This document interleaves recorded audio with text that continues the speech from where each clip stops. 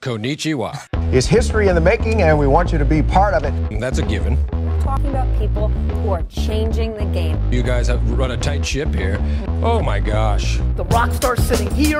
I can't even describe it. Talking about actual business. Two beings at the top of their professions. Started. Lightning quick movements. Changing the rock star sitting here. It's just started. Ladies and gentlemen, welcome back to the Real Value Podcast, the real estate podcast primarily for appraisers, real estate and mortgage professionals. But to be honest, the information's so good, you just might want to share it with your kids. I kid, of course. My name is Blaine and I am your host for this and every episode of the Real Value Podcast. I'd like to welcome everybody back. This is actually the welcome back episode, or what we're referring to here in the studio as the Real Value Reboot Podcast, because the last episode that we had of the Real Value Podcast was a couple years ago. We went off in a different direction. We did some video stuff, and we got involved in some pretty extensive projects, and we put the podcast on hold. We were podcasting in other industries, of course, still doing our consulting and podcasting for those industries, but we left the Real Value Podcast. We revamped it, we rebooted it, and we're really excited for what we have coming in 2018, 2019. We have added a video component, so those of you who are watching us on our YouTube channel, of course, you see me. There's not much here, and I'm not much to look at, but it's at least something for those of you who sit at your desk and work and have YouTube going like I do off on another screen somewhere. So I, of course, joke about sharing the information with your children. This is primarily an adult podcast about mainly adult topics, sometimes boring. And I occasionally swear. It's rare, but it does happen. So if you're sensitive to that kind of thing, you have been forewarned. I won't use the F word in the podcast, anything that emphatic, but I will occasionally call BS when it's necessary to make my point. So to start off the 2018 series of the Real Value Podcast, I'd like to share with you what the podcast will be like, what I have for in store for all of you, those of you who have been so kind to take time out of your day to sit and listen, or drive and listen, or however you're consuming this information. We really appreciate it. We really value your time. We know how important it is. We want to talk about who it's for and what I hope you get from the podcast. So if we have any returning listeners, any of you have listened to any of the prior Real Value podcast episodes, or if you've heard me podcast in other industries like my IKCast, martial arts podcast, or any of the other business podcasts that I've been on, you have a general idea about me, the topics that we discuss, and the general tone of the episodes. What you may not have, however, is a more specific idea about me and why I do the podcast. So I've revamped the Real Value Podcast slightly for a more specific audience and with a more well-defined purpose, so as to deliver the most value I possibly can in the shortest amount of time that we have together. Again, me valuing your time. After all, the name of my real estate company, my firm, is Real Value Group. The name of the podcast is Real Value Cast. And one of the core philosophies I have about life, well, about really everything, life, love, business, parenting, partnerships, and everything else I attempt in my life, is that I have to give more value than I ever hope to receive. And it's going to be an ongoing theme throughout the podcast. Now, I'll talk about this belief and where it came from a little more in this episode. And I think you'll find this to be, again, a running theme throughout all of the episodes. But to begin episode 1, I'd like to share a little bit about myself. It's something that I have never done in any of the other podcasts that I have done. Those of you who have followed me or listened to the IKCast podcast, you might know a little bit more about me, at least from the martial arts background that I have, but I've never really taken time out to describe my background, because anytime I've podcasted in any particular industry, I always focused just on my experience in that particular industry. But to begin, my name is Blaine Fyan, as you know. I am, of course, the host, but I am also the owner of the Real Value Group, which is a real estate appraisal firm located in Grand Rapids, Michigan. I've been a real estate appraiser since 2001. And before that, I was a mortgage originator for several years. So I originated loans, and I was kind of baptized in that side of the business. And lest you think that my real estate experience begin and end there, before my time in financing or the financing side of things, I was also a real estate salesperson, a licensed realtor for several years, as well as an investor. I actually got my start buying a duplex when I was 18 years old, and that was kind of my introduction to real estate. So I've been an investor in residential and then subsequently both residential and commercial real estate. Now, I'd love to say that I've had glorious careers and I was a superstar and a top producer in all those industries, but the reality is much, much different. I'd probably be still going in one of those industries, both real estate and or the mortgage business, if I was a superstar. But the reality is that I was altogether average at both of those careers. And although I enjoyed certain aspects of both of them, I was 18 years old, as I mentioned, when I bought my first rental property. I was 24 when I moved back from Chicago after taking part in a leadership development elite academy, which I'll talk about a little bit later in the podcast. So I was 24 when I got started in real estate, and I was 27 when I became a loan originator. And quite frankly, I honestly didn't know jack about sales or selling when I started my career in those fields. Of course, I learned a ton from those around me while I was in those fields, and many of those people I'm friends with today, and I credit my ability to, to sell in some regard to those people. But like almost everyone past the age of 25, all of the jobs we have, from the very first lawn mowing gig or paper route or painting job or whatever it is we do, we learn what we're good at and what we're not good at, and what we enjoy doing and what we don't. I have 2 teenage boys. One of them's almost 18, and he's getting his first taste at being in the working world, and we talk about this all the time. He's worked in the food business, and he's done manual labor, and he's starting to learn what he likes and what he doesn't like, what he's good at and what he's not good at. And although sometimes as parents we'd love to save our children from certain things, I think these are all awesome opportunities for him to learn what he doesn't like, because that will ultimately help direct him to what he may find some passion for later in life. And it's certainly also going to be a theme in the podcast. So for me, I realized a few things about myself while I was a part of those 2 industries, the real estate sales side of things and the mortgage side of things, which gave me a tremendous amount of respect for those people who, especially the ones who are good at it, the ones who succeed at it, which I'm going to address in a bit. But first, I want to share a few of my experiences prior to real estate and the mortgage gigs, which I think will add some color to future podcasts, and more importantly, give you some context to the things I plan to share in future episodes. As I mentioned earlier, I believe you need to know a little bit about me.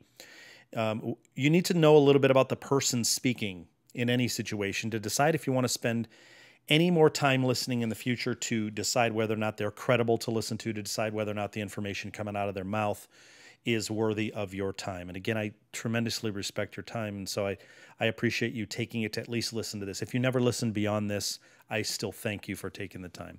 So when I started my real estate sales in 1994, I had just returned. Did I say 2000? No, I said I was 24. Good. So I'm looking at my notes on my iPad in front of me. But when I started in real estate sales, it was 1994. I had just returned from living in Chicago for several years, where I was taking part in a, easy to say, very unique type of personal development training. I was living in what really can only be called a Zen monastery that doubled as a kind of a layperson Zen monastery. You know, we didn't have, other than us, the live-in students, there weren't monks in robes living there. It was kind of a lay Zen monastery for those who want to come and go daily and study Zen. But I was also, it doubled as the Aikido World headquarters for one of the most renowned Aikido and Zen masters in the world, a man named Fumio Toyota. And again, if any of you have followed me over here from the Aikicast podcast, you know about Toyota Shihan, Toyota Sensei. I had been accepted into a very unique and intense multi-year leadership development program called, which is referred to in Japanese as Uchi Deshi. Uchi means inside, Deshi means student or disciple. So this was referring to somebody who lived inside of the school and studied very closely with the master. Again, a very traditional live-in student program, popular in Eastern cultures like Japan, China, India, whereby the student makes a 24-hour commitment to training under a master of a particular discipline while living with, traveling with, studying with, eating with, and learning the business of the master. Now, in my case, I was living in this Aikido and Zen school, academy, a very large one, by the way. And I was there primarily to study the martial art of Aikido. That's what I applied for and got accepted for. I was studying Aikido here in my hometown at the time, and I had met Toyota Sensei. But I was primarily there to study Aikido. Zen was kind of an ancillary add-on. But I was also there to study the business and leadership aspects that Mr. Toyota was so famous for teaching. By the way, you can Google all of this stuff if you're interested in any of it. You can Google Fumio Toyota. It's spelled with a D at the end, T-O-Y-O-D as in dog, A. You can learn about him. You can Google the word Uchideshi, U-C-H-I-D-E-S-H-I, Uchideshi, which means inside or live-in student as it's typically translated. Now, the goal of the program for the master is to teach and train a select, somewhat elite, and I use that word loosely, group of students in order to eventually have them go out into the world and transmit the art so as to pass it on and, well, essentially keep it alive, at least keep their form of the martial art alive. Now, the goal for the student, although somewhat different for every student, of course, is to take advantage of what most would consider to be a once-in-a-lifetime opportunity to study under a master of a particular discipline, to basically get your ass kicked on a daily basis, which we did, travel with the master, learn business and leadership lessons from a master of both of those things, forge your character and leadership skills by daily immersion in the culture. Of course, the grueling physical training was a big part of it. The mindset that goes along with being beaten physically and mentally and emotionally, psychologically every day. But being in the presence of such an individual like Toyota Sensei, and just being around other like-minded individuals who wanted the same type of hardcore training and mentorship, were willing to go through the pain and suffering to have some kind of realization, whether it be just physical, mental, spiritual, whatever it might be. Now, why I share this part of my life with you in this episode? Simple. Again, I owe it to you to be completely transparent and open about my intentions and motives for the rest of this podcast. And I'll also be referring back to certain principles, if you will, when we talk about sales, marketing, advertising, specifics about the appraisal business, about speaking, about leadership. There's going to be a wide variety of topics that we talk about in this podcast, and it helps to know where I come from and where I may have gained some experience in some particular area. So at the time of this recording, I'm 47 years old. I've spent almost 40 of those years doing martial arts, with several of those years taking part in the Uchideshi, or the live-in student program I just mentioned. I've been teaching other people since the mid-1990s as an Aikido instructor, a Zen teacher, low-level Zen teacher. I'm not ordained as a priest or anything like that. Defensive tactics instructor, that's really my specialty, with literally thousands of students over 20-plus years from the military, law enforcement, the civilian world, Aikido-based defensive tactics for all those groups. The lessons learned about myself, about people in general, about hard training, about training the mind and body, about leadership, about breathing and meditation, about business and success, about linguistics, communication, putting words together, syntax, how the mind works, how the body works, how the two work together synergistically, and a host of other things that we'll talk about at some point in future episodes.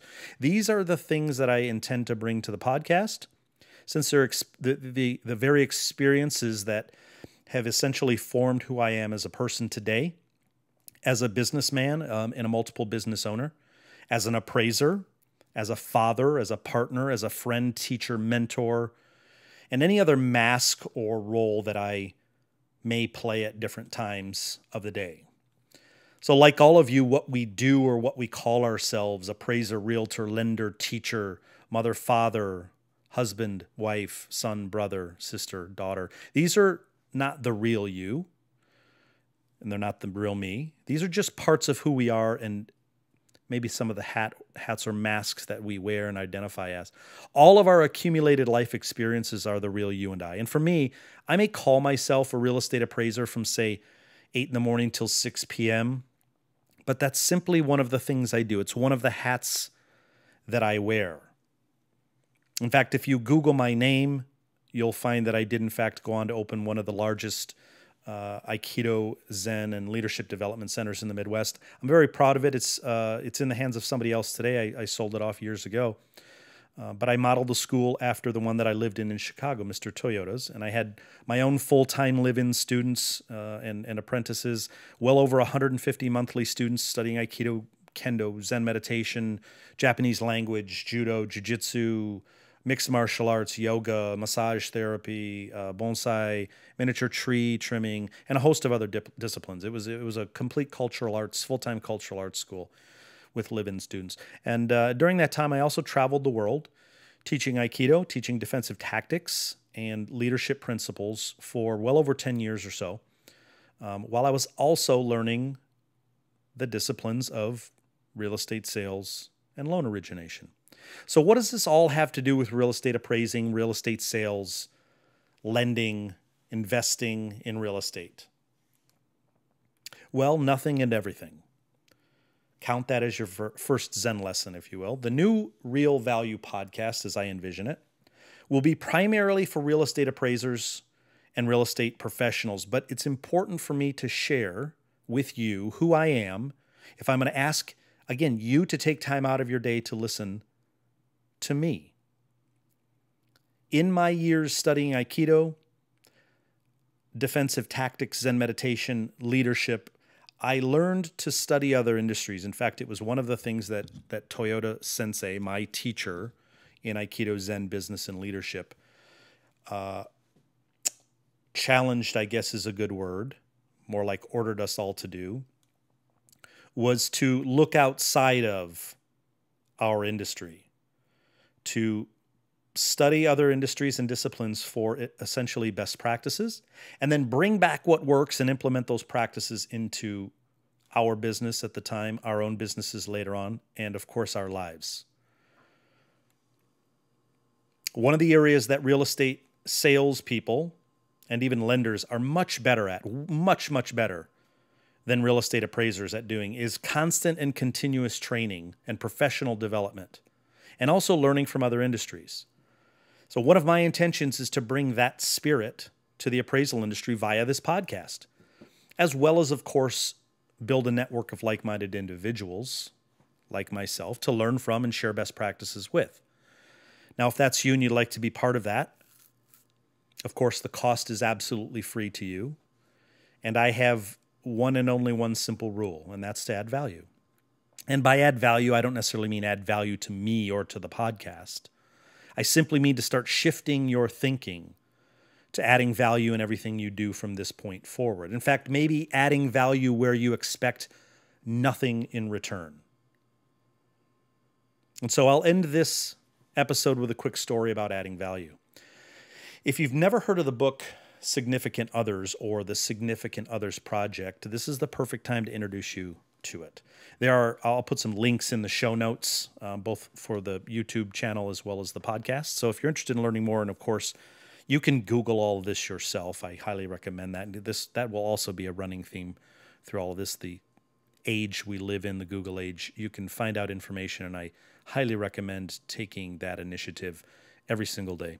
But the gist of the book, Significant Objects and the Significant Objects Project, it's about narrative, and it's about the power of story and storytelling.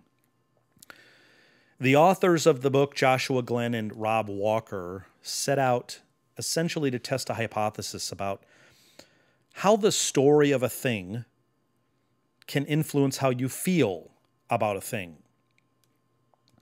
Of course, we all know this subjectively because we tell stories every day about things that mean something to us.